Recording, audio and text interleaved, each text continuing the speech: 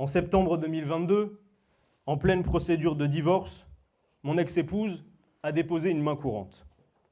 Alors qu'elle avait insisté auprès des autorités pour que celle-ci ne fuite pas dans la presse, sa parole de femme n'a pas été respectée.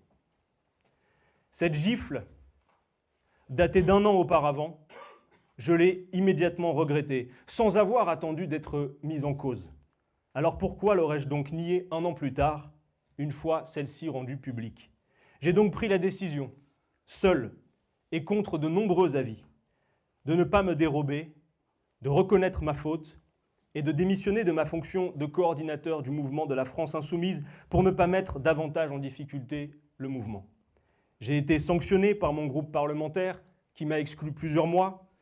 Ma reconnaissance a rendu possible une sanction judiciaire. Mon ex-épouse et moi avons divorcé à l'amiable et nous entretenons aujourd'hui des relations cordiales autour de l'éducation de notre enfant. Après avoir respecté toutes les décisions prises par mon mouvement politique et son groupe parlementaire, et notamment le suivi d'un stage de sensibilisation, j'ai pu réintégrer celui-ci et reprendre une activité politique à peu près normale au service des citoyennes et citoyens de cette circonscription.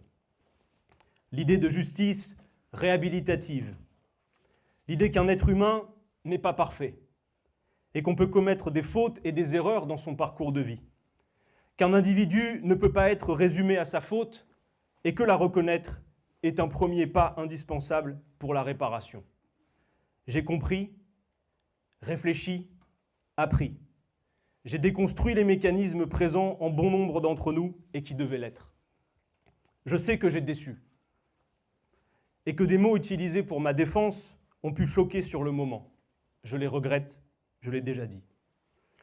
Là se trouve, je le crois, ma contribution humble et utile à la cause. Si vous avez quelque chose à vous reprocher, dites-le, tout simplement. J'ai souvent craint que l'instrumentalisation politique dont ma situation faisait l'objet ne desserve finalement la cause en encourageant le fait de nier ou en décourageant des victimes de responsables politiques ou de personnages publics de parler. Quoi qu'il en soit, je n'entends pas plus longtemps que ma candidature soit utilisée contre la France Insoumise et le nouveau Front Populaire pour leur nuire dans un moment où toute l'énergie doit être mobilisée pour battre l'extrême droite et faire gagner à sa place un gouvernement qui changera la vie comme tant de Français l'attendent avec impatience. Je sais que cette décision va décevoir beaucoup de monde, mais il me semble qu'elle va en soulager encore davantage. Par conséquent, je renonce à ma candidature aux élections législatives des 30 juin et 7 juillet prochains.